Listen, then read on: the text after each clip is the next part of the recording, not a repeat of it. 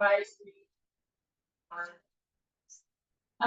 We're gonna get started in just a sec, but I just want to make sure you know there's food and drinks over here. There are bathrooms right back here. Anything else that you need to know, you can ask for information. So I'm going to introduce you to Daniel Bauker from CPRW. He's going to start this off. Thank you all so much for coming. It's great. I'm so excited. Welcome.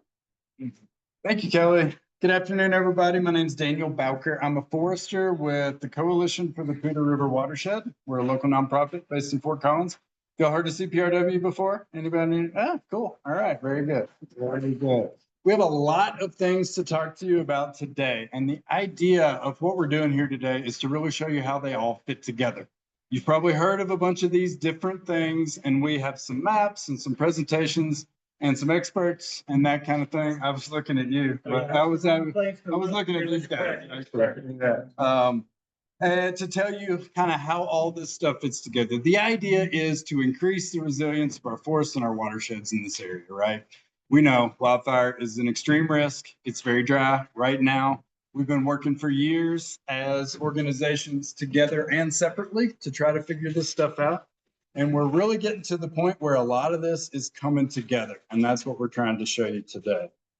And you were trying to, okay. Gotcha. I think we got all the AV working too. So there's always that. Anyway, let me introduce the rest of the folks we have up here today. To my right, Josh Roberts with Larimer County Office of Emergency Management. We have Megan Mayello Heath, who's also with CPRW. She's our Outreach and Communications Manager. Matt Champa, U.S. Forest Service, and Janet Osofsky, U.S. Forest Service. All right. Josh, should we start out with Community Wildfire Defense Grant? Yeah. All right, let's do that. Let's do that. All right. So 3 major things we want to talk to you guys about today. Have you guys heard of, are most of y'all from Crystal Lakes? Yeah. Okay, gotcha. We have Livermore too. Good. Yeah, absolutely. All right. We actually just put you all on the map because you all are writing a CWPP too. All right. So how many of y'all were aware of Crystal Lakes Community Wildfire Protection Plan? The whole process, you guys had to pay for it and you got the Ember Alliance to do it. Yeah, great. That's very good.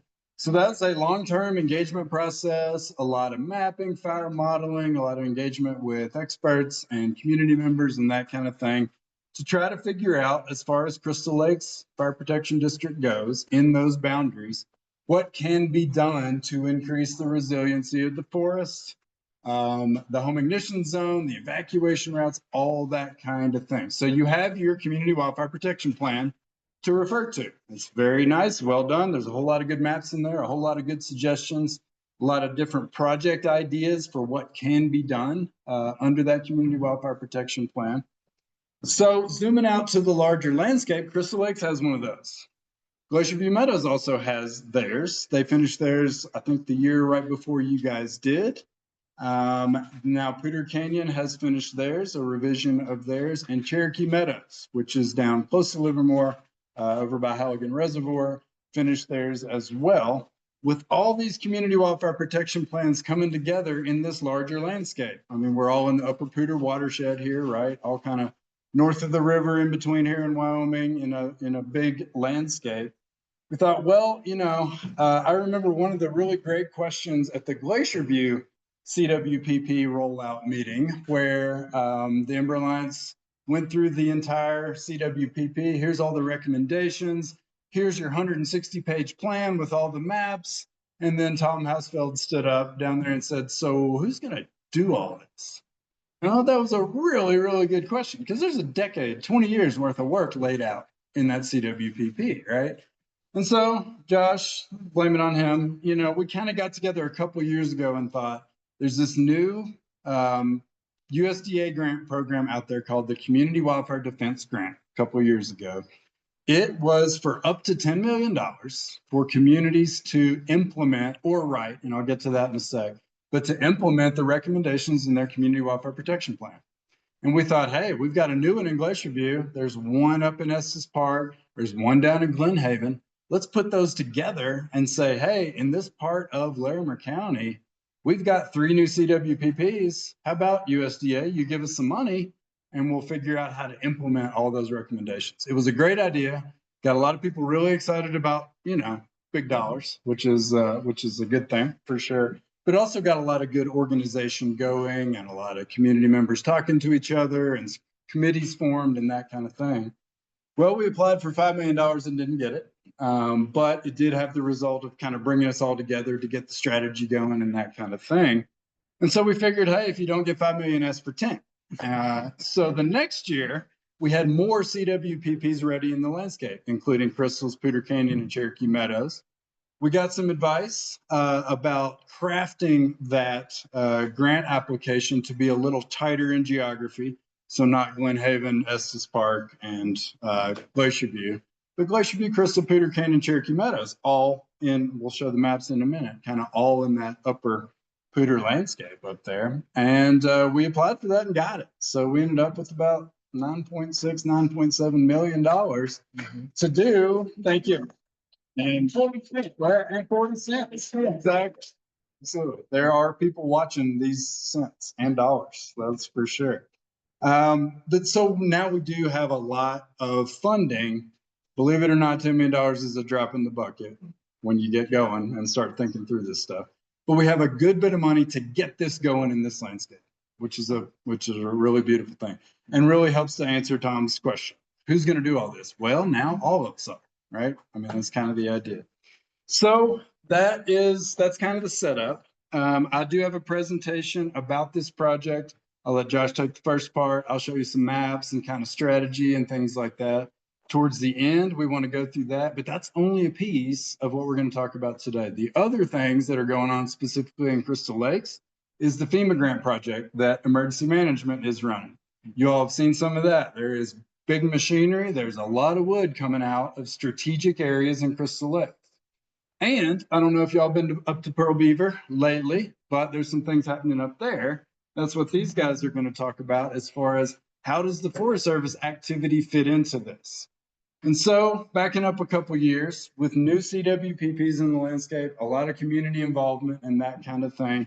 Forest Service is working on a big landscape, National Environmental Policy Act. Y'all heard of NEPA, all the fun stuff the Forest Service has to do before they do anything, right? And so they were looking at a large landscape, conditions-based NEPA for basically everything that didn't burn in Cameron Peak to the Rawas to Livermore to Wyoming, the rest of the landscape.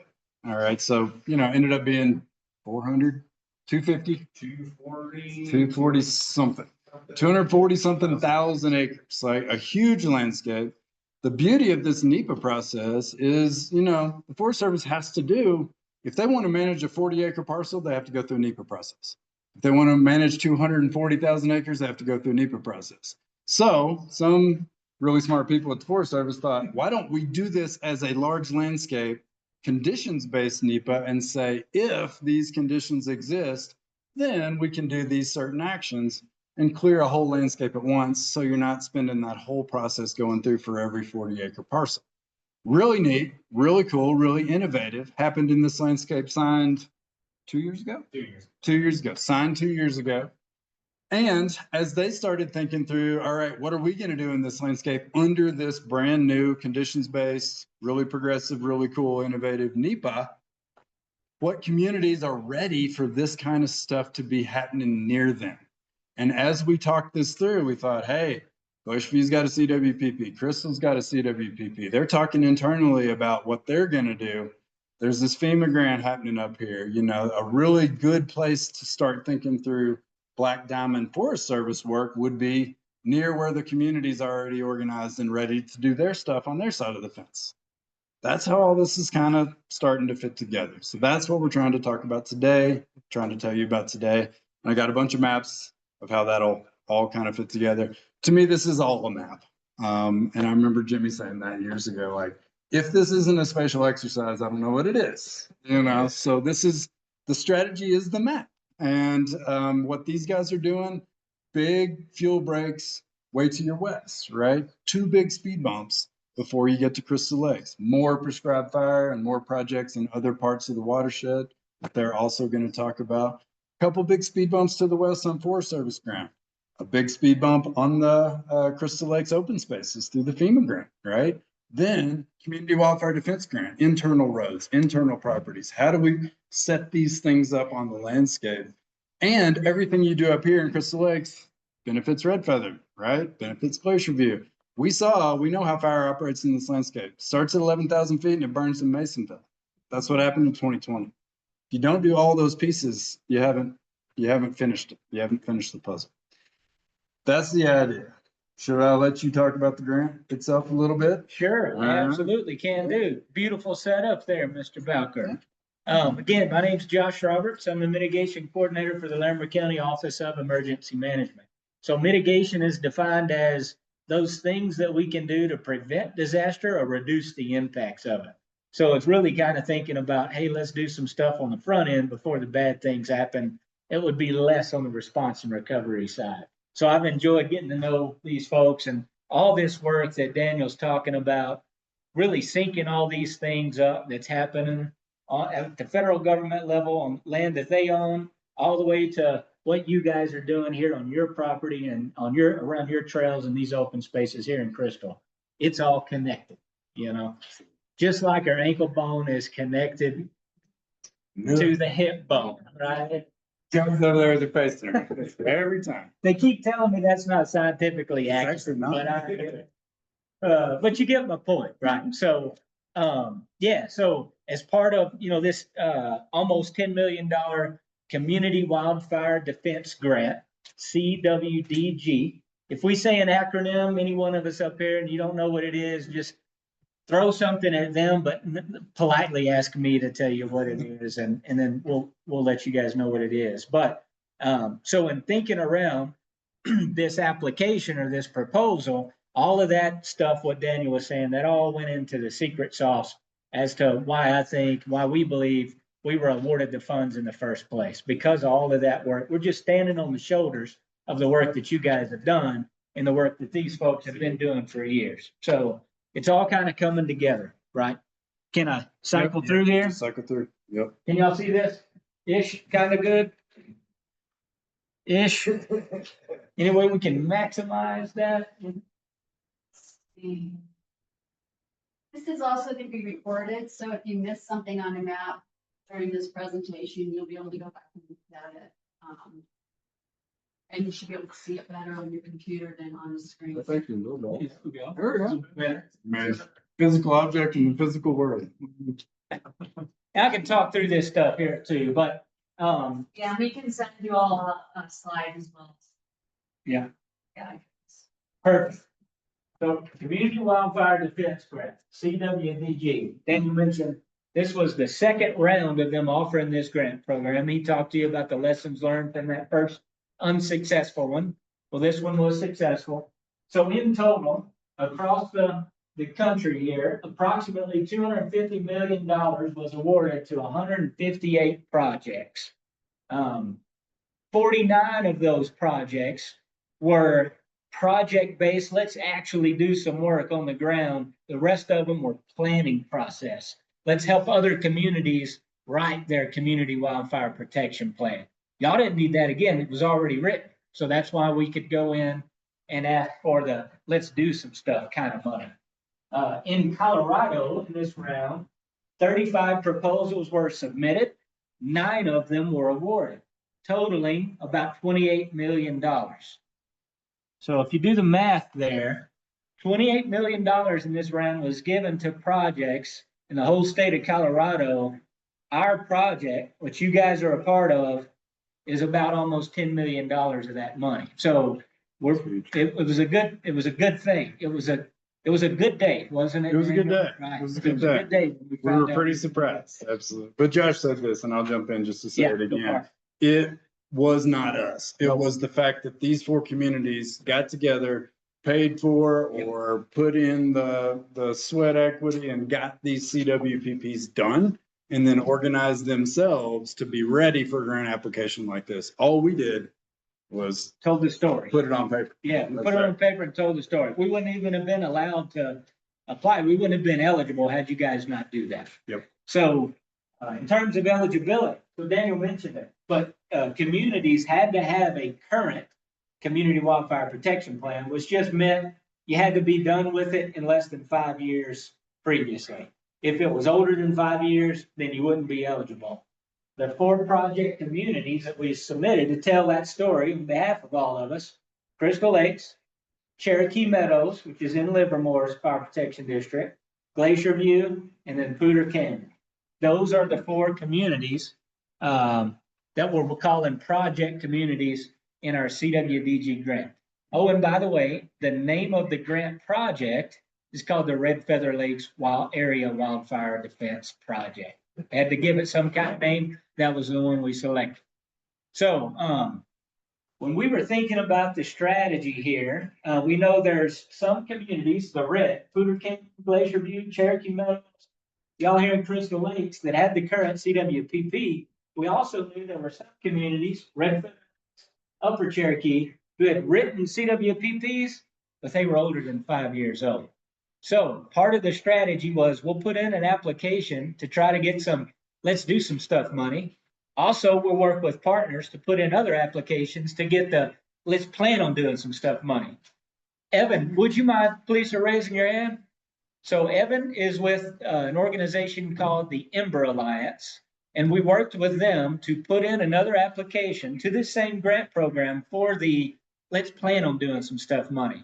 So thankfully, the Ember Alliance and Evan there were awarded some funds through this same program to update Red Feather Lakes CWPP. So got another for that. I asked Evan to talk about those at the end here a little bit too, just how the Red Feather Lakes one is going, because that is real close to you guys and real relevant. And I was talking to Crystal Lakes Fire earlier about sharing resources and all that kind of thing. So, you know, close in the landscape, and how the Livermore one is about to kick off and that kind of thing. And Evan wanted to ask if anybody was interested in the Livermore one. And I know at least a couple of people that will be. So perfect. Thanks for being here. Yep. So speaking of the Livermore one, right? So we got some funding to update this CWPP. And now we went about, okay, let's try to find some funding to update this. Well, in the process of doing so, we kind of figured and talked to good folks at Livermore Fire and some of the folks that live there. Instead of doing just one for Upper Cherokee, how about we carve out Livermore Fire Protection District as a whole and find some money to do that? Guess what? We found some more of the, let's plan on doing some stuff money. So that CWPP update for the whole Livermore Fire Protection District is about to kick off in a month or two, I feel like, maybe. I think we're on. Kicking off next now. week, actually. Okay, is it? It's on your calendar. Yeah, okay, I'm glad. A little bit behind on my emails and my calendar, sorry, y'all. And the good news here, and just a plug for, you know, the folks at the Ember Alliance, they're sort of nationally renowned for these CWPPs. They do a really good job of it. You guys look at your CWPP, it's a great one. And so thankfully, the Ember Alliance is the ones that's going to do the Livermore Fire's CWPP as well. So it'll be one of Evan's counterpart colleagues there that's leading up that one while Evan's doing the Red Feather Lake CWPP update. These planning kind of things are important because remember, it was only because those plans were done, which is how we were able to get this big chunk of money, aka $10 million. So we got to do those things, and that opens you up to get some more resources. But even more fundamentally than that, y'all, I'd say the way they do these CWPPs, it's really a community engaged kind of process. So it really gives that agency to the folks that live there, who have home there, who play there, who know that place. They're part of that process, toning out what's important to them and what's not. And they do a really good job. They'll bring in the science pieces and do the modeling and connect that with the folks who live in that landscape. That's really the important stuff. So just like Daniel's story about Mr. Hausfeld there standing up after Glacier View saying, okay, now this is done, who's going to do this? I would expect there's probably going to be similar sort of light bulb moments for the other CWPPs too. And that's important because at some point, government's going to unplug from some things, right? I mean, we can't, there's a lot of needs out there and we've got a special moment in time right now here. But when folks unplug from this big surge of financial resources, guess who's still there having to deal with that risk and manage it and over the longer term? People who live there. So making sure communities and people who live there, y'all, that's just so fundamentally important to all kinds of things, right? We're all in this together. Time check me if I'm running, y'all know how I get. I tend to get long-winded, so just, okay, all right, give me the hook. So more about the, yeah, Ask questions during or right point. I mean, go for it, I'm good with that. Claw back on the $10 million. I mean, you know, I'd say there's a non-zero chance.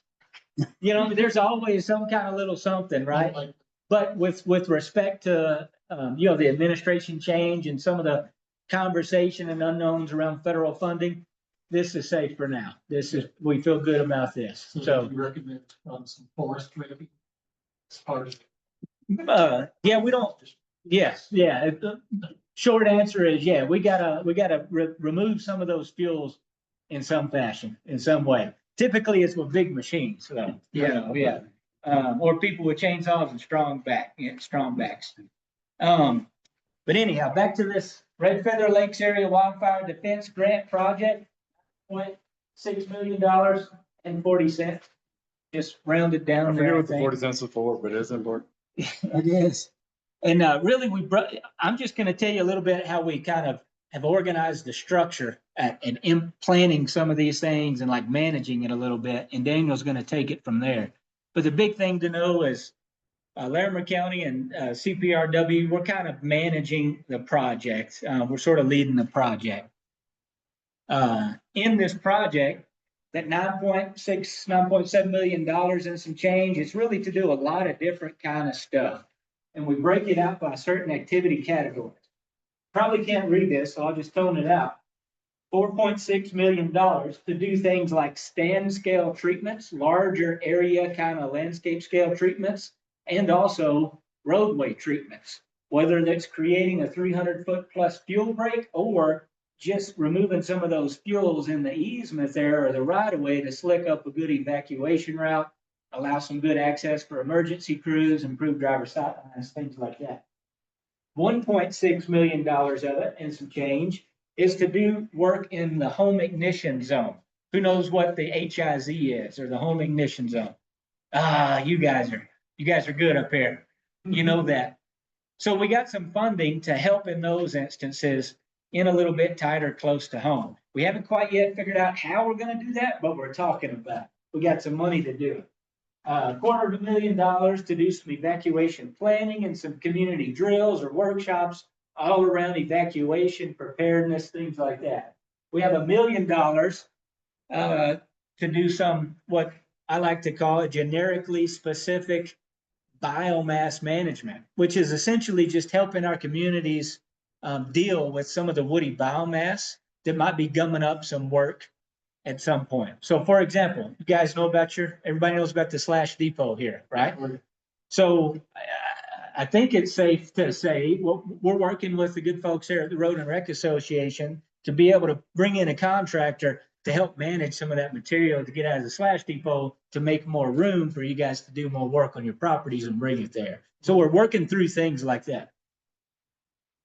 And then of course, it takes some manpower, it takes some time, energy, and effort to make sure that we're managing all this and we're tracking all the beans and counting all the beans because it's public dollar. It's your tax dollar at the end of the day. It's my tax dollar at the end of the day. We got to be accountable to everyone for that. So it just takes some certain things. So we got about $2 million, some foresters to work with Daniel here to help line out the prescriptions, lay out the prescriptions, do all those things, engage with landowners. Brad, raise your hand. Brad works for our office, started on Monday. He's going to help keep me on track. Please pray for him, y'all. Yeah. And it's to do anything else really that we need to do to make sure that we can successfully execute this grant project, to do what we said we were going to do in the time that we were going to do it and the way that we were going to do it. So that's how the money breakdown happens. Now, I want to talk about the partnership and how we're managing this thing. So the funding is coming from partners at the Federal Forest Service.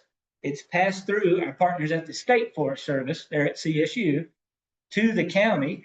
And now the county has an agreement, an official legal agreement with Coalition for the Poudre River Watershed to manage the whole thing.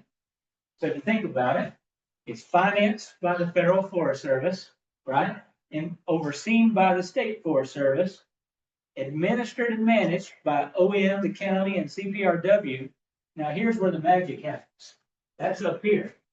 Each community, Cherokee Meadows, Crystal Lakes, Canyon, Glacier View, you guys in your community, there are teams of folks and there are people that are doing stuff in your community, right? To the tune and extent that you can.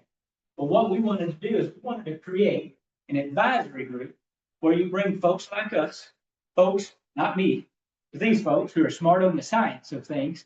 We're blessed in northern Colorado, Colorado Forest Restoration Institute, a congressionally funded Institute of Excellence, if you will, in this field. Is right down the road. We got a lot of intellectual horsepower here. So all these folks are partnering with us about what's the right thing to do and when. So says the latest and greatest of the science. We got a ton of modeling that's been done in this area, to include modeling that's been done by the Ember Alliance for y'all's community. But I live in Berthoud. I don't live here in Crystal. You guys do. This is your home. How can we not give y'all a seat at the table to figure out some of these things, right? So what we wanted to do is we've got a few representatives from each of those 4 project communities, and a few representatives from each of the fire departments that service these areas, these communities.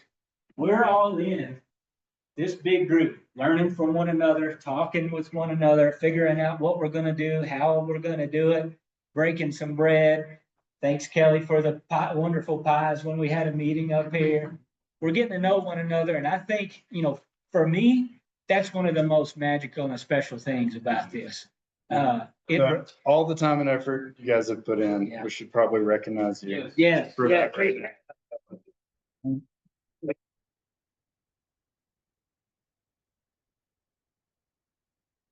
Thank you for that. Absolutely. Speak? No. Thanks for being here. Okay. Well said. So where was I? Yeah, so it's the special part about it to me, because it really is a management structure, if you will, that reflects reality. And that reality is we're all in this thing together. Wildfire risk affects all of us. Whether or not you're living up here in this beautiful place of the world that we call Crystal Lakes, or whether or not, if you're down the hill, a college student at CSU.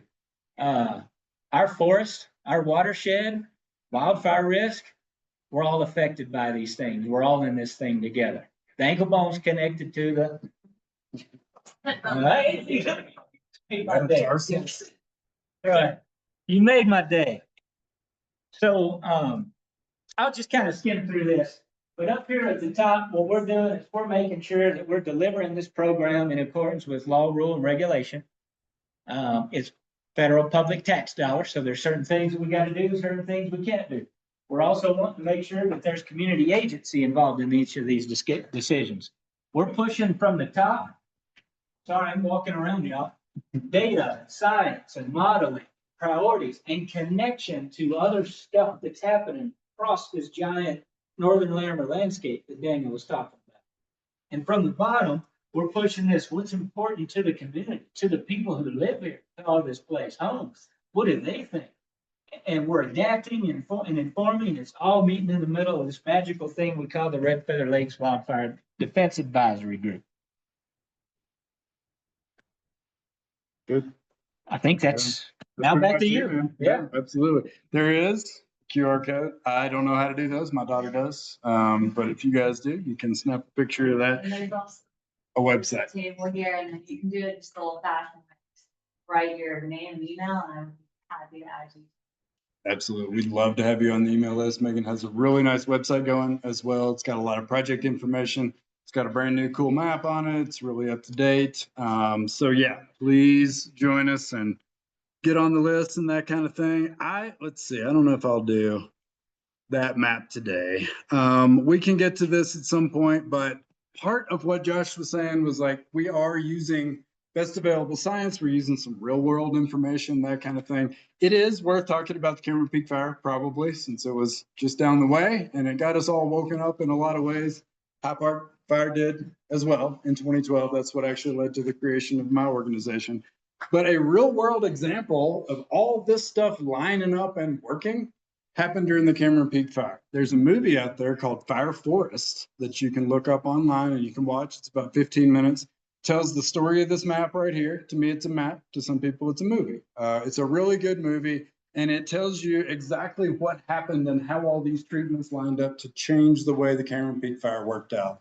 So I'll do just a quick bit of this today. It's an example of what we're trying to do in the larger landscape. And this is the Elkhorn Creek drainage, Scout Ridge, that area here, Glacier View Meadows right there, right? So Orient River down here. What you're seeing in the yellow are large blocks of federal prescribed fire, big treatments on the landscape that have been underway for years. A couple of those were done in 2018, 2019, right before the Cameron Peak Fire in 2020. One of these is ongoing. They made a lot of progress on it over the past few years. The Magic Feather prescribed fire, you all probably heard of Magic Feather there. The idea, and we'll talk ribbon and all that kind of stuff at some point, but the idea is these things start like mountains, right? And they come rushing through this mid landscape where we have ponderosa pine, dry mixed conifer, a lot of it, Graydon and the Lodgepole on the west side of Crystal Lakes here. But basically coming from the wilderness into the WUI, into the wild and urban interface, well, where all of our stuff is, where people live, roads, where we have power lines, where we have water intakes, water infrastructure, that kind of. And so the idea is let's build a ribbon of treatment from Wyoming down to I-70. That is a big break in between what might happen way uphill in the wilderness and what will happen to our stuff a little bit lower. So that was the idea of these big prescribed fires ongoing and before 2020 right there. And because, you know, we're all fairly smart, but it's also not rocket science to know that if fire starts this way and it gets into this river canyon, boy, it's going to find that Elkhorn Creek Canyon where there's a whole lot of fuel and it's going to race right towards Glacier, right? That's about exactly what happened during the Cameron Peak Fire. So knowing that, many years ago, a lot of organizations in this Fireshed Collaborative, which is kind of all of us together working under an umbrella organization, said, hey, we should probably do some treatments along that stretch of the Elkhorn Creek Canyon, just in case something comes up out of the river and gets into this canyon and starts heading towards Glacier.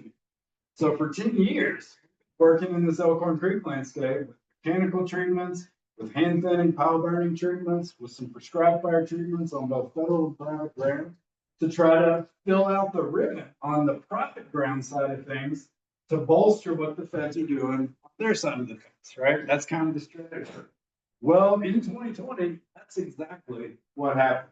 That Cameron Peak Fire was coming down the River Canyon, hit this prescribed fire here, lost a lot of energy, hit this one, lost most of its energy, because if you burn something in 2019 and a wildfire comes in 2020, there's not a lot of fuel left, right? I mean, if you burn it beforehand, it's not going to burn you next year very well. So when it hit that prescribed fire right there, the Pingree Hill one, it really lost a lot of energy. Of course, fire is going to find the untreated ground, right? So it squirted north, got into that Elkhorn Creek country and started coming down from Manhattan into the Elkhorn Creek area, but it hit some large scale mechanical treatments. And by mechanical, I mean kind of what's happening on the FEMA areas, right? So like big feller bunchers, log trucks, moving some fuel out, not just trimming trees, moving some fuel out. That's what they did on the Drawell Mountain Center and on the Scout Ranch right there on Elkhorn Creek. Because it was also a nice weather change and a whole lot of heavy firefighting, because these treatments went this way, then hit these treatments, it was a spot where firefighters, they had to get out of the way because they saw it coming down. It hit those treatments, laid down, slowed down enough. Firefighters were able to get back in, catch it in that area. So really cool, very success, you know, much of the success. And it's really an example for what we're trying to do in the larger landscape. So we know the stuff works. We kind of know how to set it all up, kind of know the strategy we should be doing. So that's the idea. Large landscape. The pink outline is the upper Poudre Watershed, which is, forget how many hundreds of square miles. I should have it on the tip of my tongue. The whole watershed. Like, yeah, right, exactly. So slightly smaller than Rhode Island, large landscape. But in this landscape, of course, you have true wilderness all the way up into Rocky Mountain National Park. You've got a lot of Forest Service ground, but you also have a whole lot of private ground. That's the black outlines, right? And so if you're gonna do something to affect fire behavior and watershed resilience on this landscape, if you just do the fed ground, you've probably done a little more than half of it in this landscape, right? You've also got big pieces of state land. So yeah, if you're just gonna do part of it, you're not doing the whole thing. We really have to work together, all of us together, to make a difference on this landscape. Why do we have to operate that big? Fire operates at that scale, that's for sure. High Park Fire, Beaver Gulch, Cameron Peak, right there. If we're not gonna manage at this scale, then what are we doing? So that's why we're all working together at that scale of the landscape. That's what the feds are doing. This is that black diamond NEPA outline that I was talking about earlier. So Forest Service looked at this landscape and said, well, this is buried in Cameron Peak. This is basically grassland. So everything that's left in this Forest Service boundary that's untreated, let's wrap that into that big black diamond resiliency project NEPA these guys are going to talk about in a bit, and plan at that scale, because that's the scale we have to think about. That's what we're doing with this community wildfire defense grant. The private ground that is in our grant in these 4 CWPP areas and soon to be Livermore Fire and Wildfire Lakes as well. If we can bring all those together and think about, hey, we got $10 million. How do you divide it up among all these communities in a way that makes sense and planning at that scale? That's what we have to do. So probably the hardest thing I do on a day-to-day basis is go down and look at a treatment and say, this tree, not that tree, right? And that's what I do with you guys. This tree, not that tree, put the pile there, move the sticks over here, right? Doing that to zooming out to the neighborhood, fire district, then the entire landscape, and thinking about how all this stuff fits together. That's why we're trying to show you this today. So what we're trying to do with the CWDG grant is really plan on the private ground at the scale the Forest Service is planning on their ground and at the scale that fire actually operates in this landscape. That's what we're trying to do. Oh, I'll flip through this real quick. These are, again, we don't have to guess about what to do here because you all already wrote your CWPPs and you have some really good recommendations about what to do and where. So this is straight from Crystal Lakes Community Wildfire Protection Plan. The darker colors are the most at-risk hill slopes. Those are areas we know we need to treat. The redder evacuation routes and roads, those are the areas, those are priority for your all's for treatments in your all's CWPPs. Is this a good time to bring in the FEMA thing? Almost. Okay. Yeah, I'll get to it for sure. Yeah. Same thing for Poudre Canyon. Theirs looks a little different, but they know where to operate. And Cherokee Meadows is not laid out spatially, but they know exactly what they want to do as well. So that is what we're trying to put into action. With another map of the same thing. Oh, and the other thing is, there's been a lot done on the landscape already. We're not starting from scratch. There's been a lot of treatments both on federal, private, and state ground. That's the ribbon I was talking about earlier, trying to build the ribbon of treated parcels. Those are what's called pods lines. Anybody heard of pods yet? How many of these meetings y'all been to? Probably heard that at some point. So potential operational delineations, ridge, road, stream, things like that, that can be used as an area to treat and then use as a firefighting asset, maybe burn from or fight fire from, something like that. So the treatments are lining up with those pod boundaries. Beaver Meadows. Yep. Yeah, exactly. Beaver Meadows on the, not the campground, but the actual, yeah, things in the streams. This gets to the Forest Service planning, and I'm gonna let these guys talk about that. So let's skip that.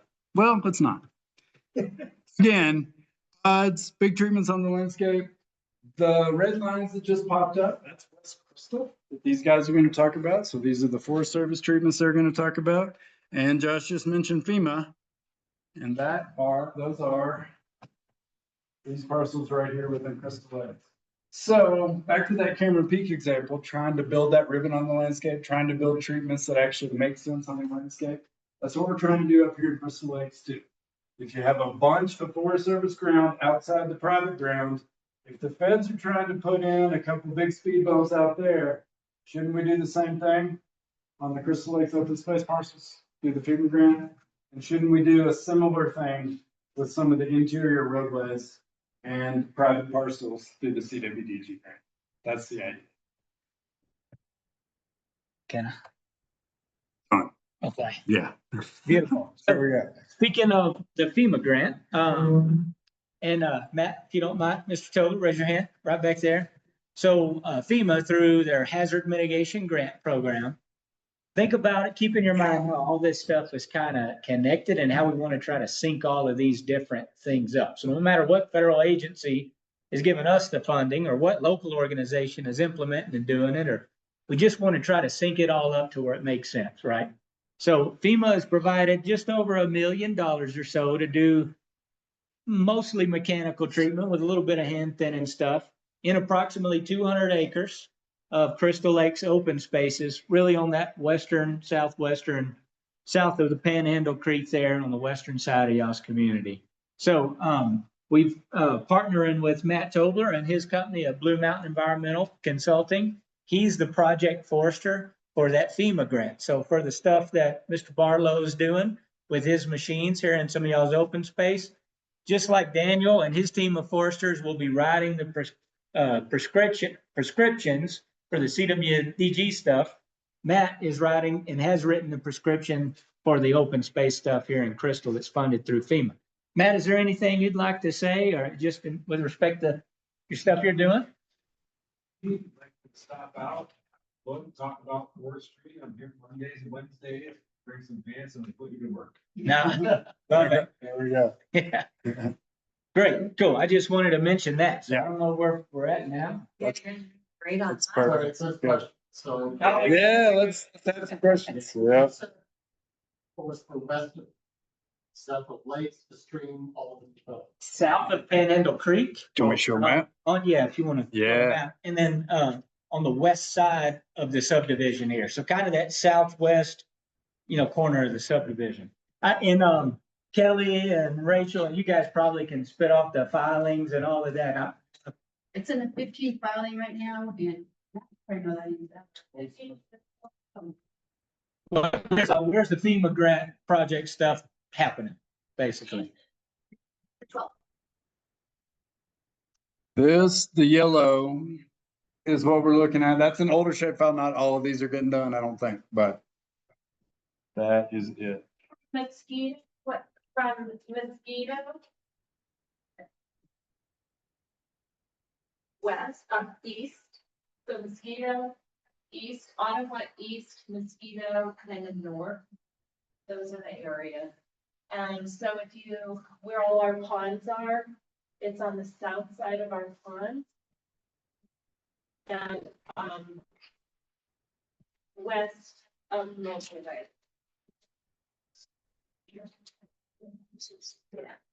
Yeah, kind of zoomed in right here. So here's the reservoir and here's the open space parcels where Matt's written prescription and when Mr. Barlow's doing the work. Yeah. We'll take more questions.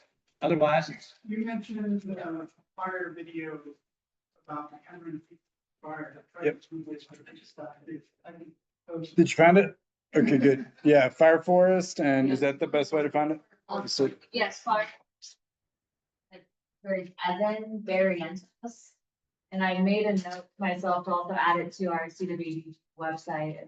Cool. It'll be up there the Great. next day. and there's a new one that's gonna be broadcast on PBS coming up soon too, right? Yeah. Another film that the Forest Service put together.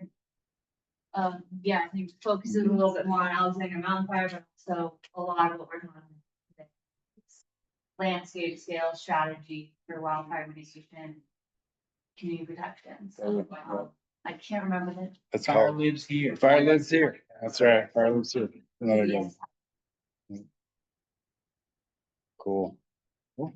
All right, that's the Community Wildfire Defense Grant. That is the FEMA grant. We would like to talk Black Diamond and West Crystal and Cornelius, Green Mountain, whatever you guys want to do.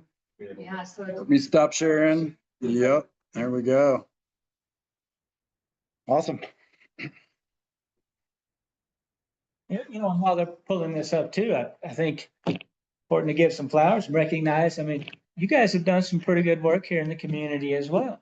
Some of the volunteer mitigation work days and looking at a few folks here that help spearhead those things. So it's all connected. The slush pile didn't come from nowhere, that's for sure. Yeah, anything y'all might want to mention with respect to that, your implementation team or? Maybe I'll ask one more thing, different group. Sure. You said there was 1.6 million for the home ignition zone. Mhm. We're just finishing up like a $7,000 cleanup on our property because all states said they weren't going to Yeah, yeah. on Monday. Yeah. And so is that only money going forward? Is that available to homeowners? Is it going to be quite a bit better in the last 5 years? There's some. Yeah, it's probably just gonna be going forward. Yeah, that's, yes, sir. Yeah, but we, certainly, I say that and at the same time, obviously, we don't want to de-incentivize, anybody doing any work. And at the same time, understand, I mean, if you can get it from the big taxpayer bucket instead of out of your smaller individual bucket, I mean, I think we would all want to do that. Yeah, right. Yeah, yeah, yeah, you bet. Look into, and I think you can claim up to $5,000. You talking about the tax credits? There Mhm. are some credits for. There are, yeah. Somewhere. Well, it's through the state, I mean, through the, right. Yep, so they got a tax credit. I can't remember, I will tell you, it's not like it's a big amount. It's a kind of a smaller amount. Every little bit helps. Honey, you did yours. Yeah. That. Correct. 3,000 was quite a bit of work, Yeah. and I spent twice that much. for half of it. And then the tax rate for Colorado is $600. So if you save your receipt, there's a special form you fill out, you have to send in. You said credit of 600, you said 5, 4, 5K. They said $3,000. Yeah. Oh, 3,000. Here, that's. And so that can change from year to year. Probably a little something. Tax credit, 3,000. I will see it now. If you, after at some point all this, I'll get your contact info and I can email you that stuff or text it to you or something. And Megan, that's probably also something that's handy to put on our webpage Yeah. too. Trying to find the resources here and like. And individual vendors in the area who do that work get some kind of listing, or would they go down to Potbelly and, put it on the bulletin board kind of thing? I don't know if I understood the question. So ask that, There's local crews here. Right. localish, Yeah. That do wildlife or do fire mitigation work. Yes. Including the company we engage. Yeah. Is there, that's a private venture.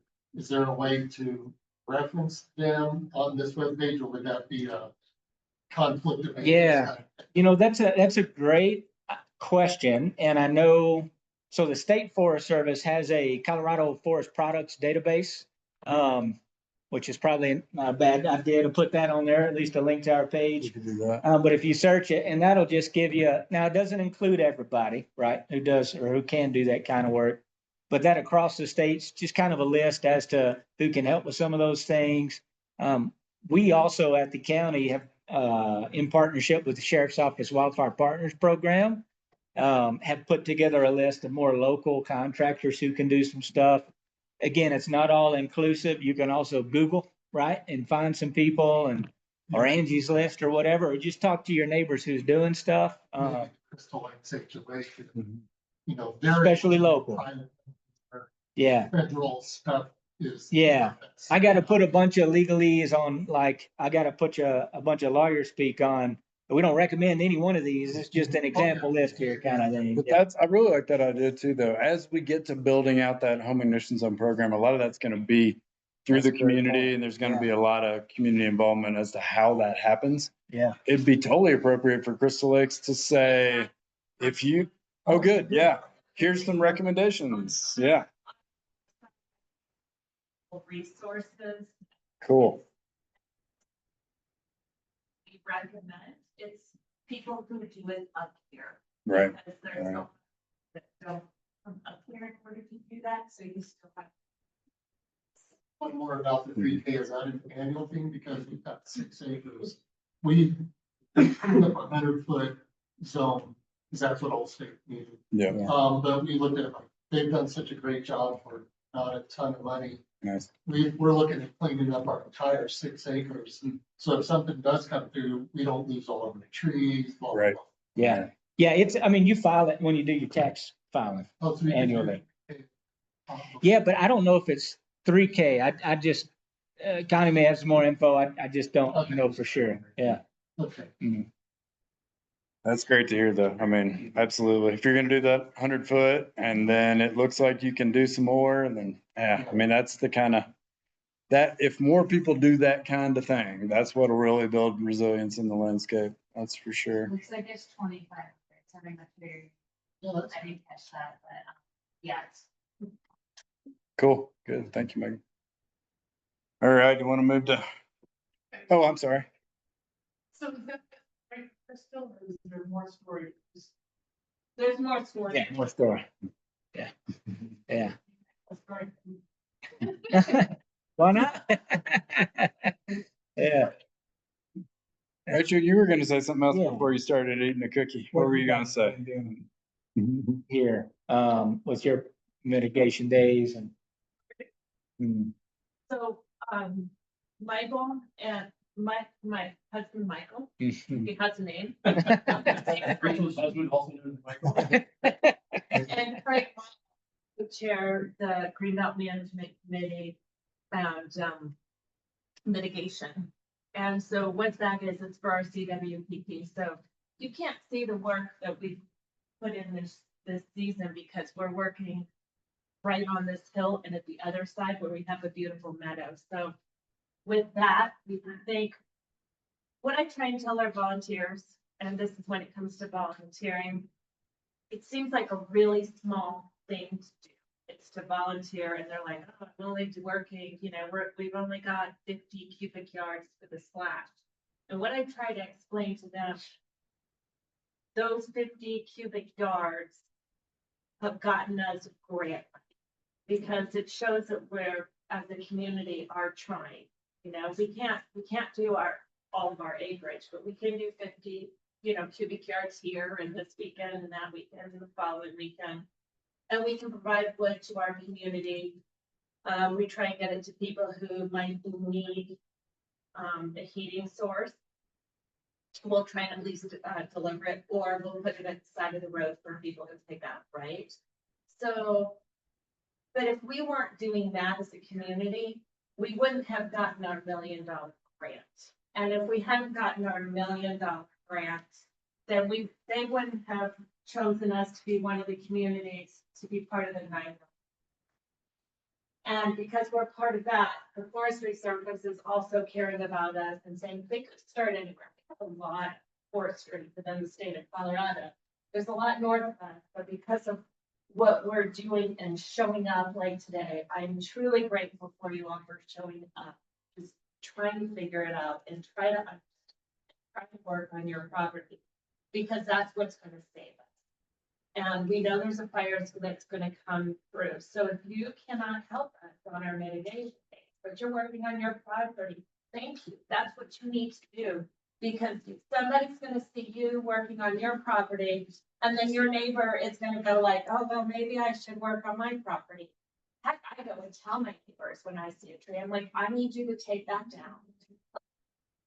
Don't be scared, I love you, but I need you to take it down. And if you can't do it, we'll take it down for you, but we need to get it gone. So don't be scared to talk to your community members and your friends.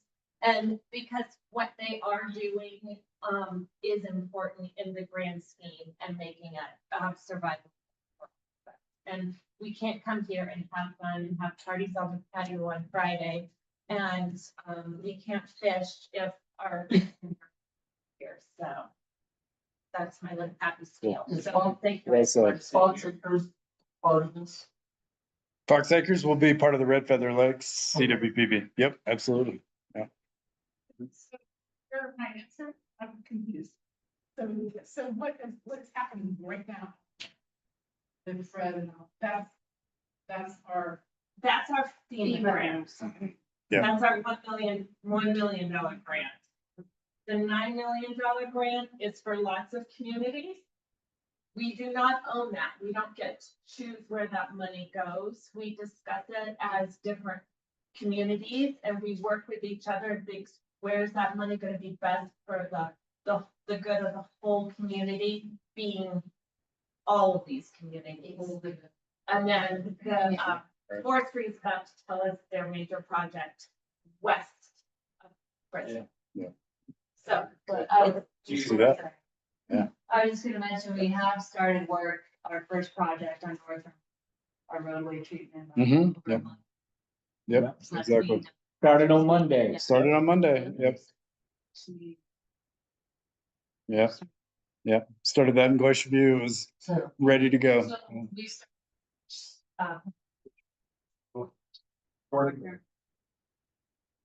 Yep. And we have a couple in mind for Crystal that the advisory team is working through at the moment. Yep. All right, let's hear US Forest Service. So as far as Forest Service is concerned, we'll talk about a couple of projects. One that's, the wheels are moving right now. And then a second project that's planned out here. And then a third project, again, planned out here, with, or they're referred to as sub-projects. The third project will be a majority of prescribed burning. So we got some maps where, you know, it's a little hard to see, so hopefully I can verbally explain the areas, probably are very familiar with them. So, we'll go through the 3 sub-projects. And again, my name's Matt Champa and, working for Collins, I'm cannily trained addition, fire and fuel specialist. Jana? Hi, I do kind of the implementation. I'm called the contract administrator. So we do almost all of our prescribed fire is done in-house with Forest Service, but the mechanical, you guys have had some mechanical here, it sounds like. So where we have the hot saws, the feller bunchers, where big crews come in bigger than our crews with the chainsaws into it, that's all done contractually. Right? So I work with my job is to work with the those contractors too. I don't have a fancy PowerPoint, I do have some maps. So we've started a couple big ones up going on Dead Man Road, it's called Everett. Guys have any questions about that? Myself and a couple other people, my team are the ones out there with them. You know, point to the stat review, too many there. Or the boots. Yeah, but. Yeah, so it's open to questions. There's a fair amount of information, trying to consolidate it, in a really quick PowerPoint presentation.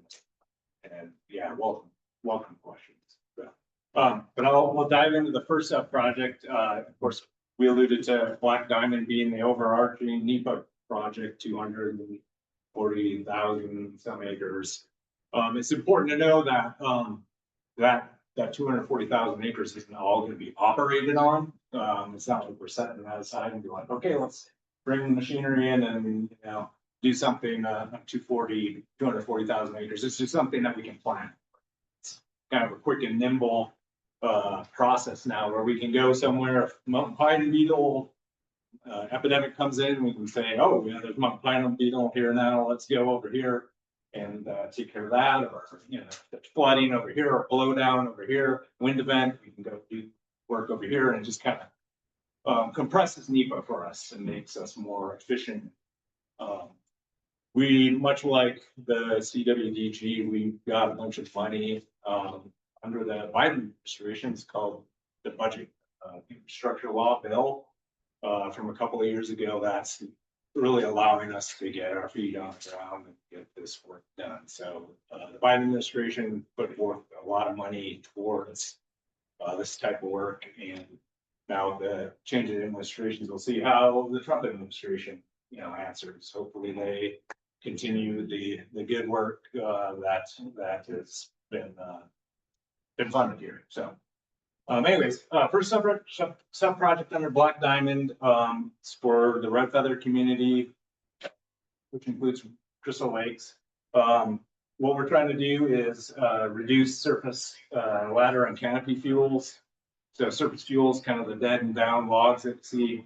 Ladder fuels are the branches that, move up into the canopy. And so we're trying to try and maximize or actually minimize those type of fuels on the ground. So we mentioned pods, and you guys are familiar with pods. That's essentially what we're doing here.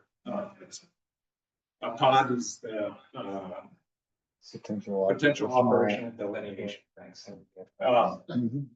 And not to get too far into what pods are, essentially work we can do that would probably be done during a fire. Along the roads, along ridge lines, streams and stuff like that, that give us a chance to either stop a fire or at the very least in the future, make decisions, some sort of fire were to start. So potential operational communications, and that's what this stuff is here. Essentially. All we have to really to explain this map, this is the West Crystal sub-project. We have the subdivision right here, your subdivision right here. Red Feather to the very southeast. Hopefully you can see yellow and red. The yellow designates areas that are going to be taken care of by manual or hand crews. People coming through, cutting fuels, making piles.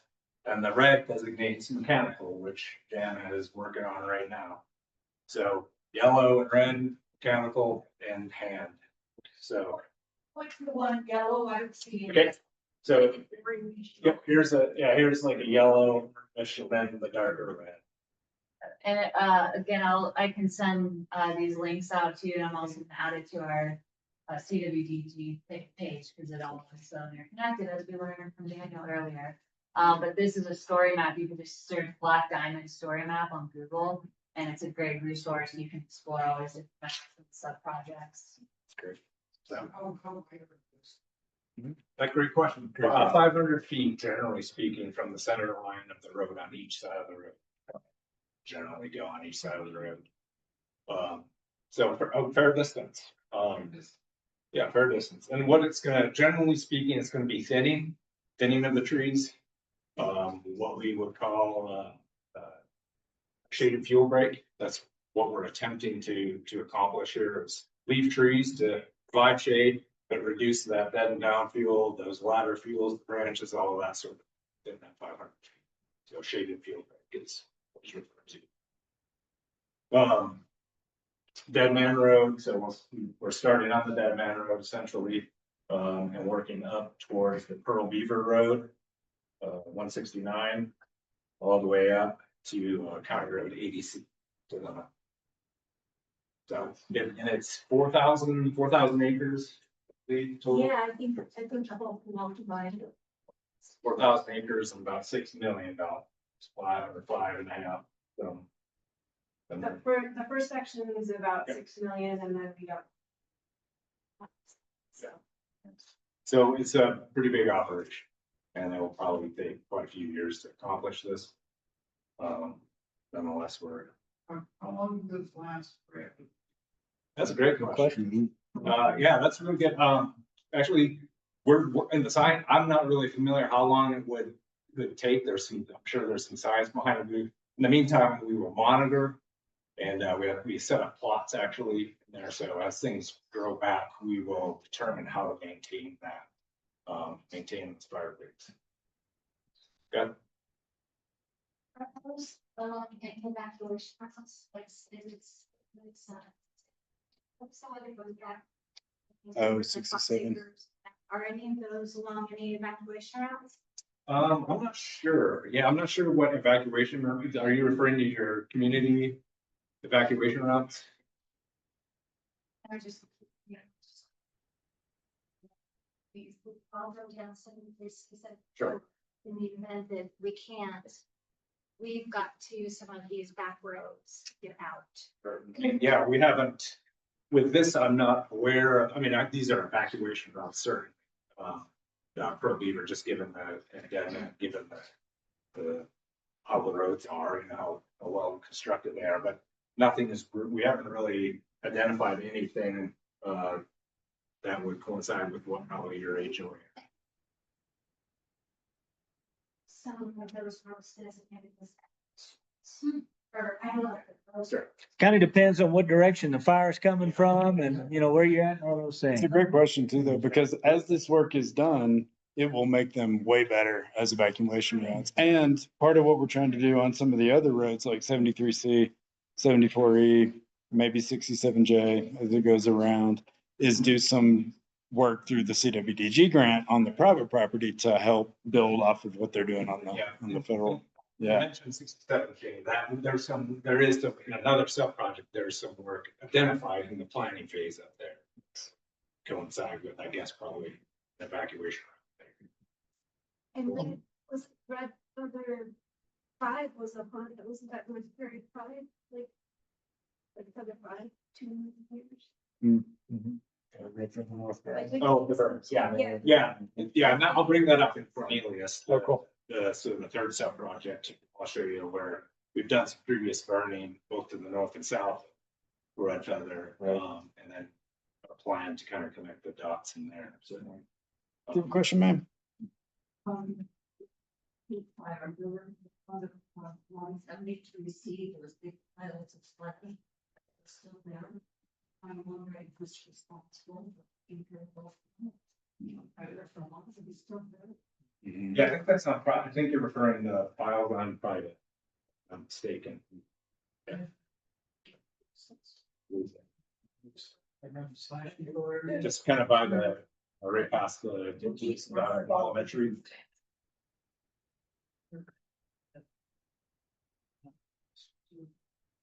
Maybe we should tell them about the $2,500. Question. But Or they're, putting up, like placards, what we have up here are little, arrows, to point out the evacuation. For the Forest Service roads, like, if you get off the main roads that you used to, and you're on the Forest Service roads, and you've never been there before, you never get out. Yeah. So if you have a point, you from Deadman to, kind of go to AC. Mhm. You know, I mean, how many different forms of roads are, yeah. in there? That's a really good question. Yeah, I'm not sure Yeah. how that would. So I can speak to that, and it's a great question, and sometimes, I mean, imagine, and while the prevailing wind and fires traditionally travel from west to east, think back to the last one we just had last year. Not Alexander, but the Pearl.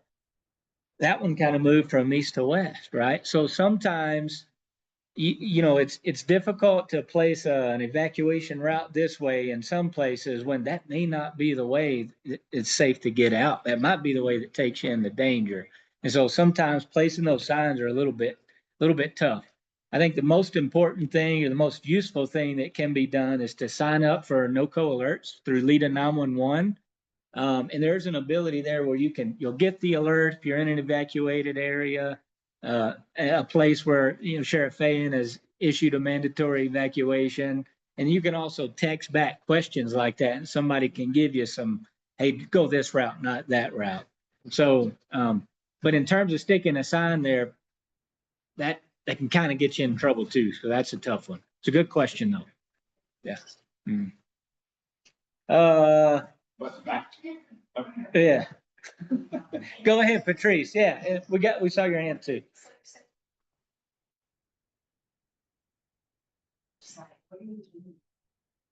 Are you burning it or just? Yeah. I'll start with the first part. And a majority, I would say, we are going to be burning, and unmerchantable timber will be burned in machine piles or hand side piles. And then. Yeah, where we can, we'll remove the logs. So you'll see log trucks. When we do a project like this, that is based off of trying to get those pods, don't ask me to say what it is, I can't remember. We used to call it dirt way back. But we're taking, the roads, the ridge tops. When we are doing it, that we need a treatment here, it doesn't always line up with where it's the most economically feasible to remove the timber. And maybe it's not even timber that necessarily has a great product from. I won't say there's nothing from it. But so a lot of this, Matt pointed out the orangish yellow, the hand stuff, that's ground that we can't even get into. It's too close to a stream, it's too steep, too rocky. So that wouldn't really be economically feasible to try to take what I call product, logs on a truck, chips on a truck over there. The red, darker colored units are ones that we can get equipment into. But again, some of that ground, just because I can get a hot saw in there and a skidder and a loader, doesn't necessarily mean it's even trees that fit on a log truck. So even on the mechanical ones, there's about 863 acres that they will be cutting mechanically with the hot saws, the heavy equipment. I'm a little kid at heart, me, and I get excited to be out there seeing like the construction. I love it. But we'll be putting those into big piles, like house-sized piles, like giant piles. Fire guys are pretty excited about that because we get enough snow that those are easier for them to burn anyway. Those little hand piles. So we try to balance. We got a lot of land. We got a lot of money through Biden, through bills, through the wildfire crisis strategy, but it went really fast. I think it was Daniel or Josh said too, like, the money goes really fast. So we're doing as much as we can, and we try to balance, is this one worth taking logs out? Is this one not? That's part of where I kind of come in and help recommend to the district on the ground. So about half of the mechanical we're taking logs, about half of it we're not, and then all of the hand treatment would just be burned.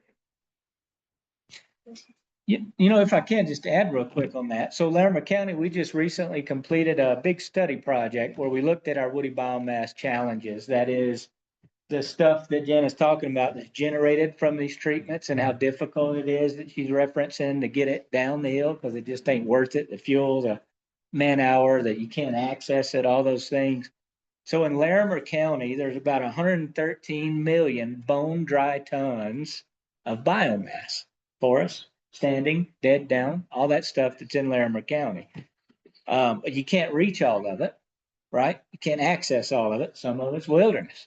Some of it's not feasible to treat. It's on a slope, right?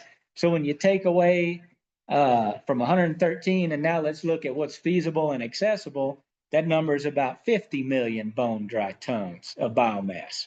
But when you do a treatment, you don't take all that stuff in there, right? Like what Matt was saying, you do a shaded fuel break, or you do other things where you're taking some, but not all.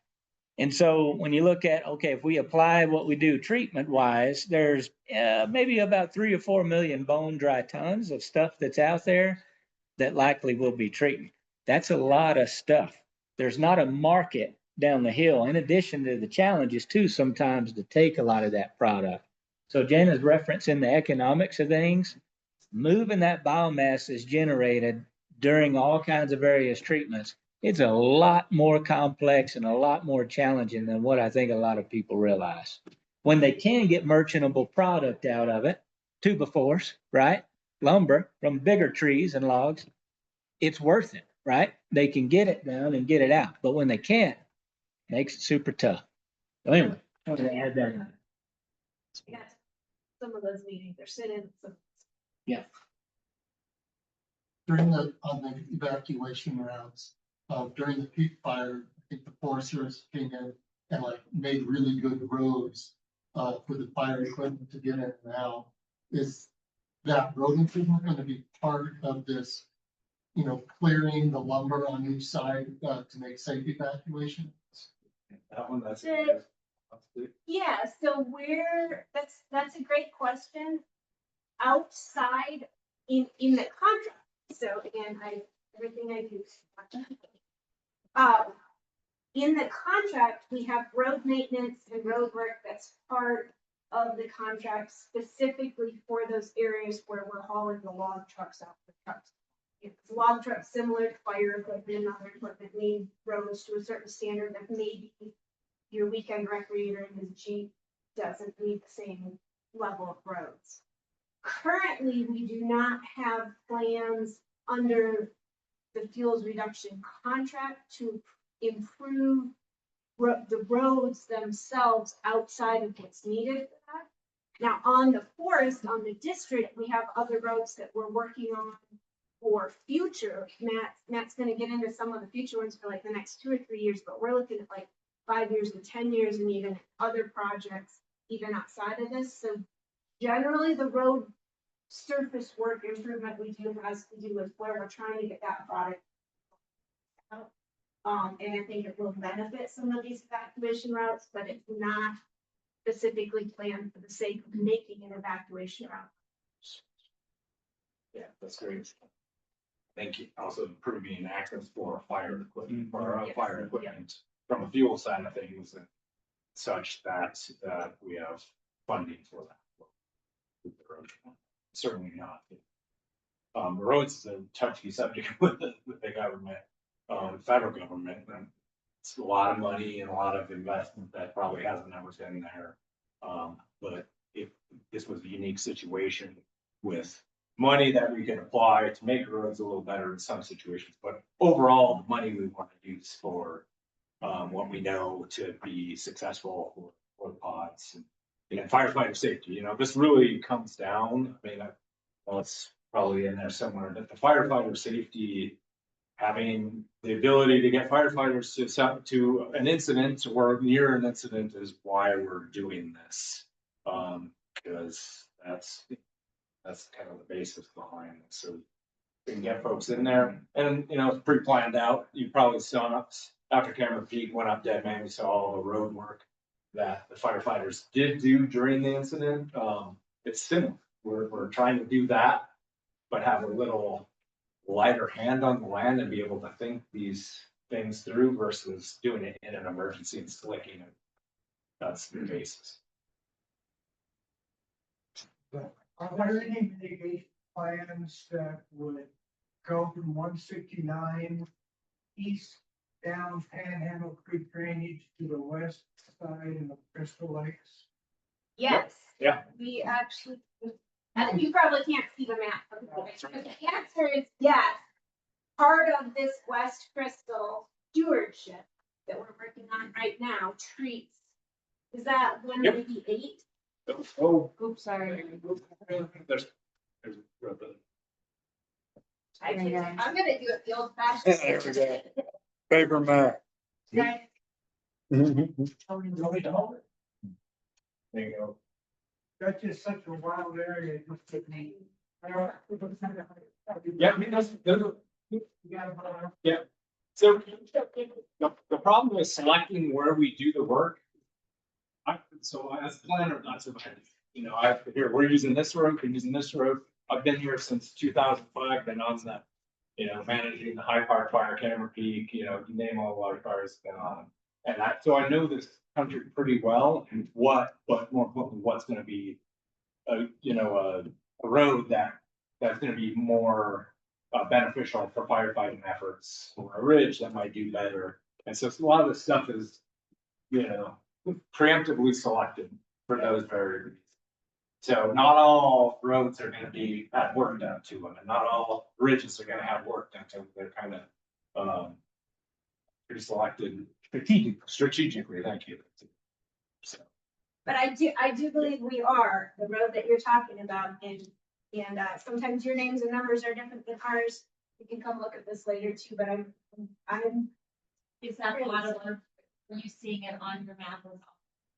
It won't have your anything. It won't have yours, but actually, we'll cut off everything, where it's your community here, because we'll just look at what's on the fence of us. But I believe this is the road the gentleman's talking, right up to the five. Yes. And so when you go from the back side, you're not planning on going from our community road into, No. or are you working from the back?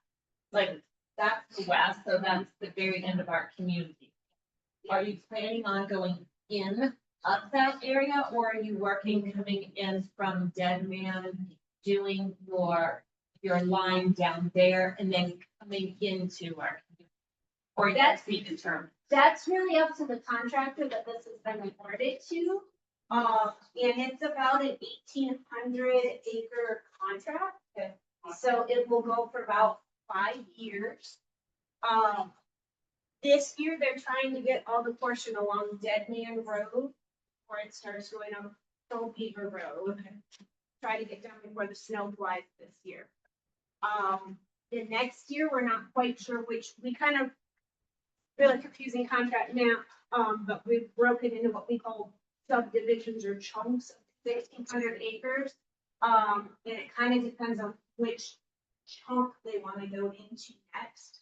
The Panhandle Creek Road area, the Bear Gulch Road area, Pearl Beaver North, Pearl Beaver South. And so within the next 5 years, it will be done, but we don't necessarily direct the contractor which direction he has to log or which way he has to go. I am losing track of. One there, one back there. Yeah. Way back in the back. So what is the work season other than burning or stuff? I'll let Matt talk about the burning because again, I'm heavy equipment and chainsaws and cut trees and then he can burn for the juice. Work season, generally the summer month, so usually starting about May, June until November-ish is the peak season. They can work during winter if certain conditions are met. You know, we're not damaging the ground, same as in the spring. If it's wet, you have, part of what I do is monitor ground conditions. There's a gentleman that asked about raking the forest. And while we're not using rakes, part of this contract is requiring them to pick up dead material on the ground. Whatever. Yeah. California. Place the forest, suggest California have those wildfire issues that they did the same. I remember. Along, requiring them to pick up a certain size of material that's on the ground that's already out there. And you guys live here in Redgrave, you know we've got material on the ground.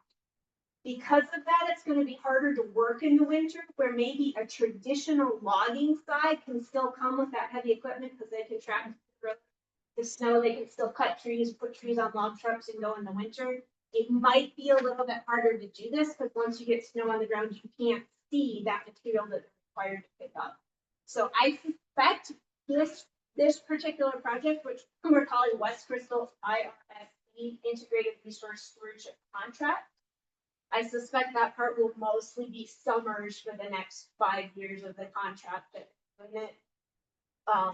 Also, there's again economics when you're working with the loggers or any company, they got to do the trade-off, like how worth is it to plow 13 miles of road of snow to get out to work for a day? If I'm spending all day plowing snow, maybe it's not worth it. But great question. Yeah, that's for files. Yeah, Oh, yeah. files really essentially first of the year, onward through about March. April. Sometimes it's earlier, December, depending on when we get the snow. Late December, January to. My goal is to build all those files a year or two ahead, so they can cure a little bit. So when the snow is right, Matt and his crew will come in. We'll take one more and then we're gonna bounce to the next stuff. We can always come back, but yeah, did you have a question? Yeah.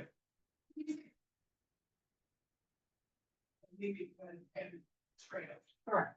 Okay. Yeah, the trail and the roads actually intersect. Oh. Yeah. Cool. Yes.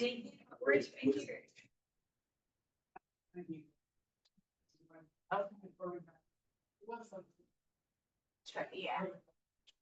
And this particular project, we're only working on what is the national forest land, so where it becomes, because I know the trail goes into their registered forest. But we didn't come back. Take it away. I just want to make sure we capture, scroll down to, might as well just go right there. Yeah. So Green Mountain is the same as West Crystal sub-project. just located to the north, so, picture West Crystal, which we just had the map up for, and then we move into another sub-project area, Green Mountain, which is north of ADC, so, if you remember, this road down here is the Pearl Beaver Road, where it kind of intersects with ADC. Same kind of deal, red, pod boundary work, red indicates the mechanical work that we would be doing. Yellow, the hand or manual, thinning and, shade fuel brake work. What's different about this, project is if you look at the crosshatch areas, that it will be, prescribed broadcast burn area. So we've, I think this Green Mountain's about 5,000 acres broadcast burning, and then I think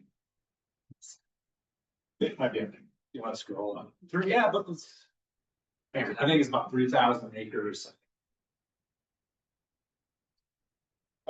So yeah, we'll, Did you want that acreage?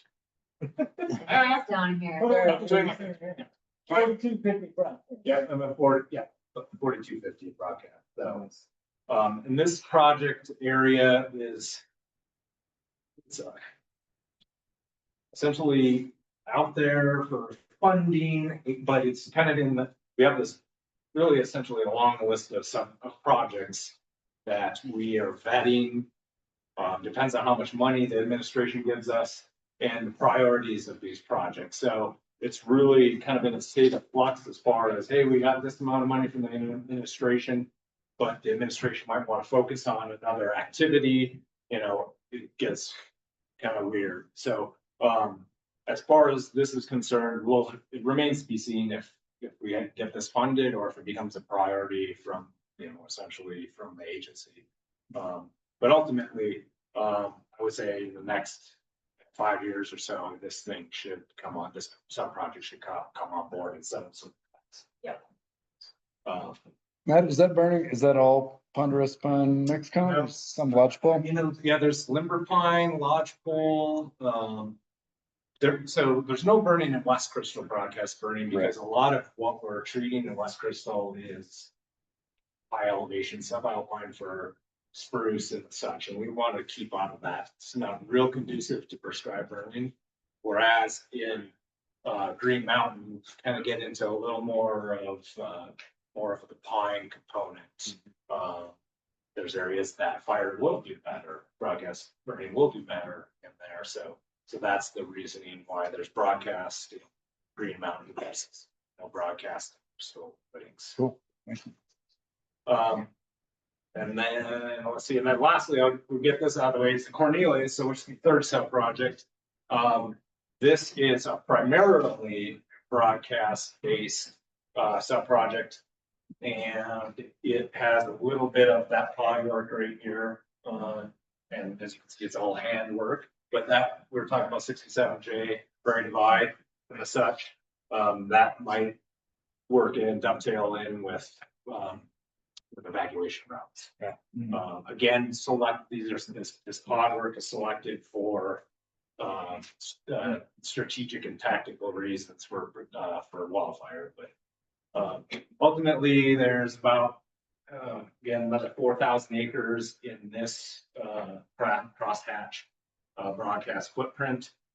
The idea, as I alluded to maybe a little earlier, is that these sections or this piece of property near Crystal Lakes was burned in 2019 in the North Broadcast project.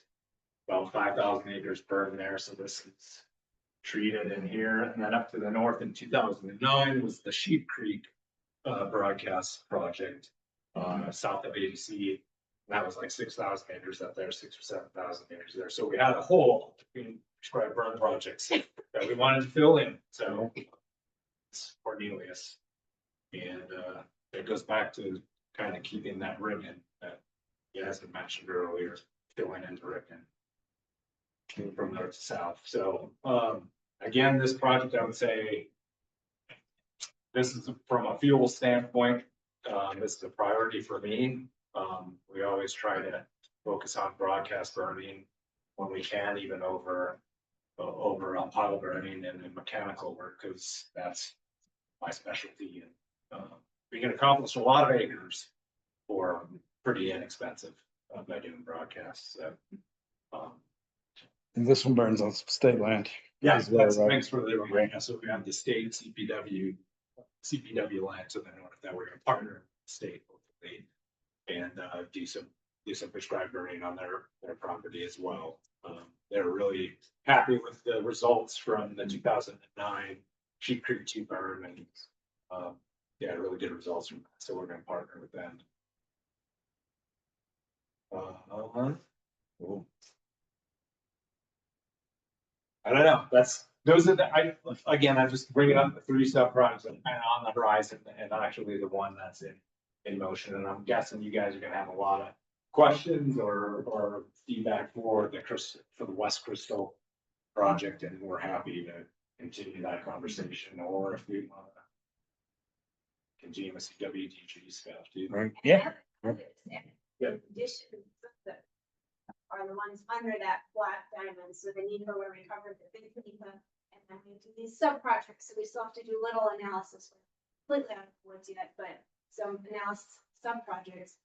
Additionally, we've been given some direction that is for producing timber and getting product out of the woods too. So, I mean, our people are working on all this, but we also have to support some other projects in our forest area as well. So there, hopefully, I would say over the next several years, there will be some additional projects here, but they may not be quite as close to your communities. They might be in different areas as well. So we're planning and working, surveying, analyzing, logging and burning, and yeah, if our words don't come out right, like there with us. I would encourage you guys, take a trip up Dead Man. You know, obviously there's log trucks all in, so be very careful. And they can't haul on the weekend right now, right? Forest on the weekend, but there's private logging coming off the end, so I would just. So if you get a chance to go up to Dead Man and really poke around and see some of the work, I took pictures before coming to the meeting of what. But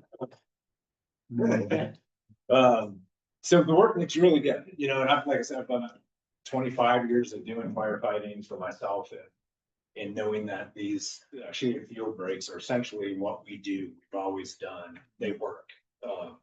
And to be able to be thoughtful about what we're doing prior to an incident happening is like huge for us. I had the Pearl Fire, everybody's familiar with. It actually intersected one of the pod boundaries. So if, God forbid, another fire like that happens and we have the pod boundaries in place, that's the idea behind that. And so, Pearl Fire 2 has happened, got all this work, we know where things are at, we have good access, we got it all, you know, thinned out. We can do some sort of tactic, make a decision on how to handle that fire rate from the get-go versus emergency response. Now what do we, type deal. So I like to call what I work, the mechanical or the hand treatments is kind of a catcher's mitt. Whether it's a catcher's mitt for Matt to be able to do that broadcast burn of 4,000 acres, and like here we just shored up, we made a little strong ones there, whether it's a catcher's mitt for Pearl or speed, for a Cameron Peak, for a Pearl, for an Alexander, whatever, like. But that only works if we've got it done and got it connected and have it a couple of years ahead. So that's why we're, like I said, I'm always trying to be a couple of years ahead of where he's at, but funding and capacity and all the other things that everybody has a challenge with, so slow it down, but we're got it. Hopefully that gives you all a really good idea of who's doing what and how much is going on. And I mean, take this is the area around here, right? We're doing this kind of coordination throughout Larimer County, Boulder, Grand, Clear Creek, Jeffco. All this kind of thing is happening all the time. So when you see somebody cutting a tree in the forest, it has this full context of all these folks working together and looking at the same maps. Matt and Josh and I and some other folks get together every month and talk about our landscape and who's doing what and where can we coordinate, where can we share resources, where can we go in on grants together, that kind of thing. And Gosh, I had another thought on that. I bet it was brilliant. I bet it was. It is Friday at almost 5. Yes, ma'am. I'm Yeah. not sure. But I know you deal more with the. But I have what they call cheat grass. Hmm. On my hillside. Hmm. And I've been told it's very flammable and any information is going up. Mhm. And it spreads. It's working. Yeah. We can look at that correctly, it is, it is. Right. Yeah, it is quite flammable. It is, if you have a bad infestation, it might be worth reaching out to the Larimer County Weed District. And they can do some work on private ground. They charge a fee. But it's usually really reasonable and they can get out with backpack sprayers or ATVs. And they can consult with you on that. So, right. Mhm. What's it called? Cheat grass. Yeah. Oh, I remember my other thought. The other folks that aren't sitting here today that we also work with.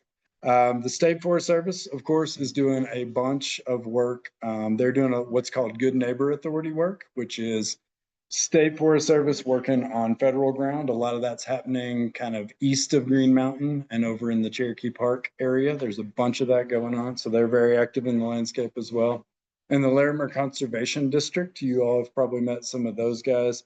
They do a specific type of large scale private property logging. And so they're very active in that Cherokee Park area.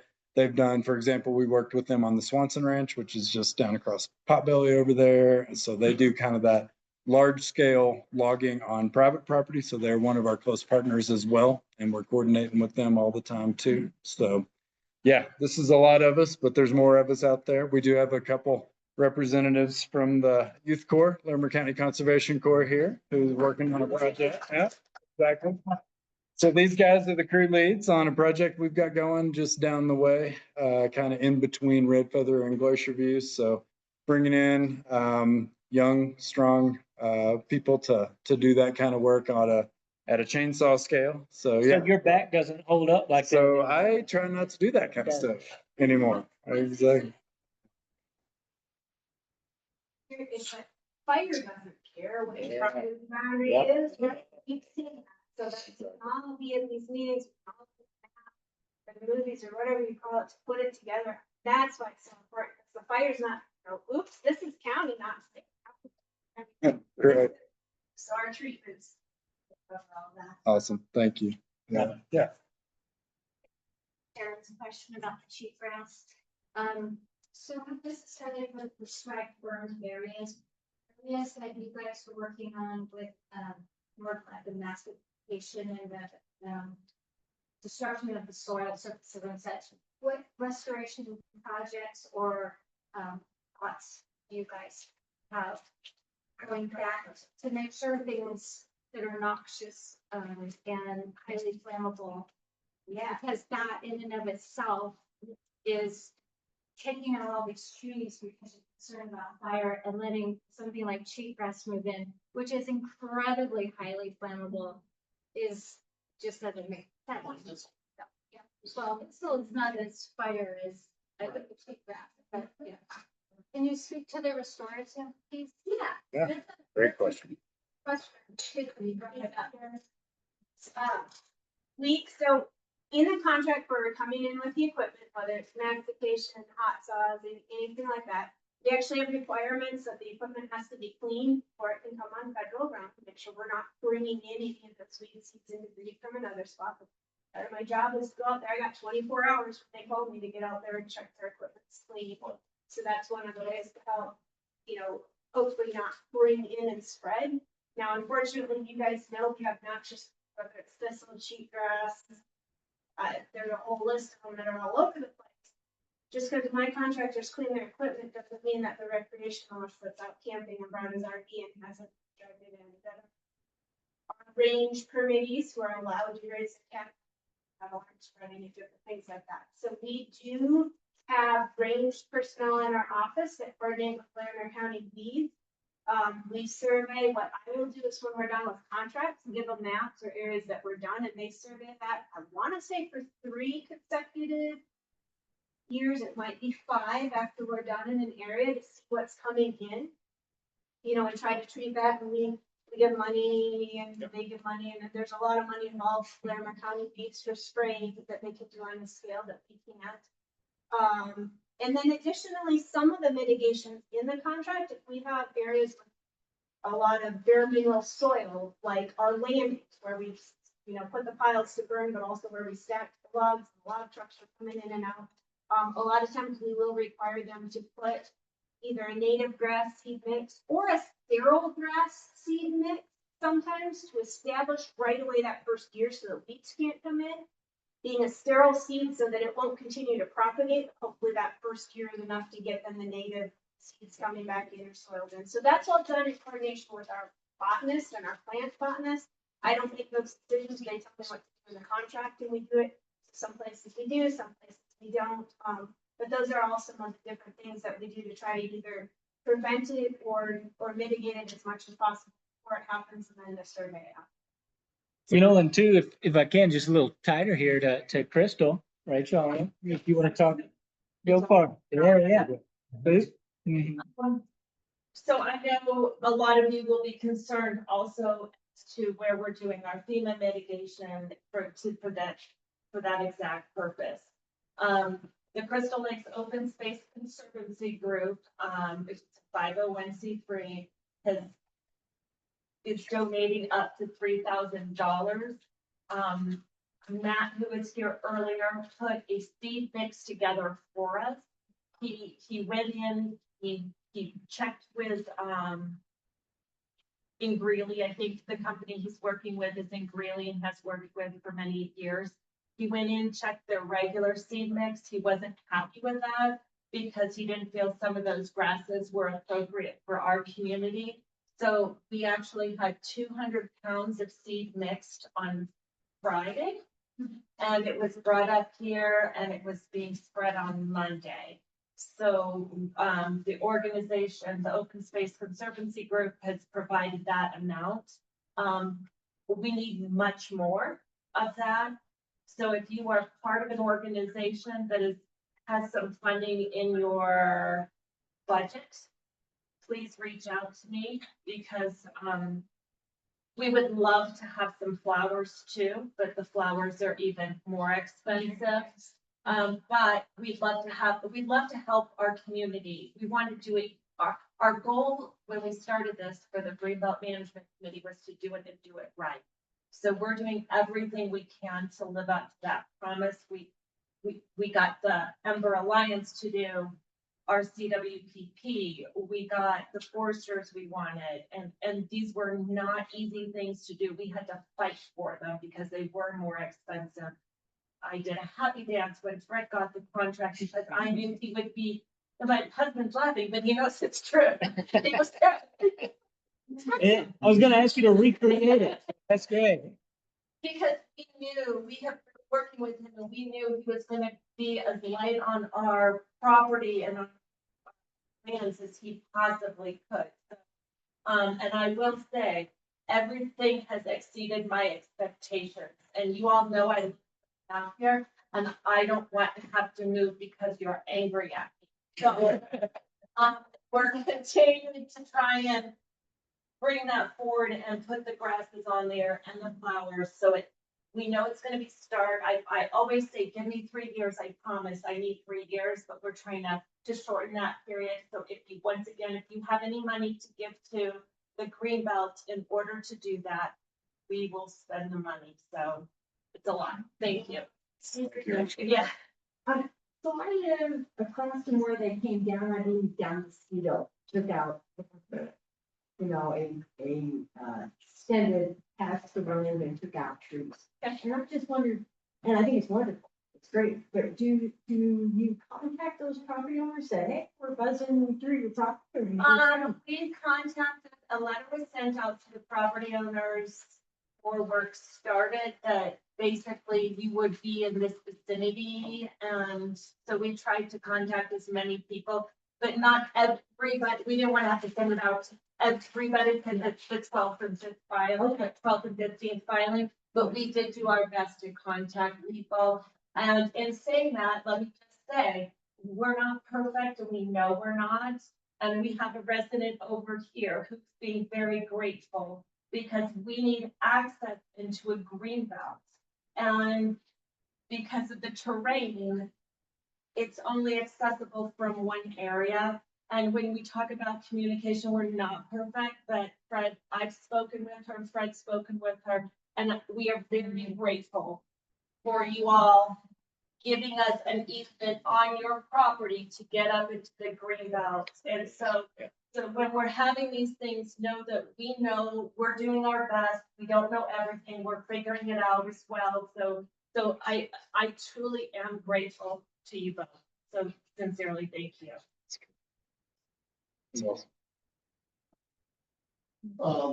Which level of politicians do we get loud to? Is it House reps? Is it Senate to? Everybody. Yeah, I say all of. Be tomorrow. Fire station too. Oh, The 5-year migration of it. To that one. like Joe's. Yeah. Joe's will. So should we show up with our signs? Yeah. Oh, so go Yeah, for every problem.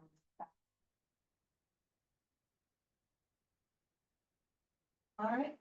That's kind of the show we got, I think, isn't it? Yeah.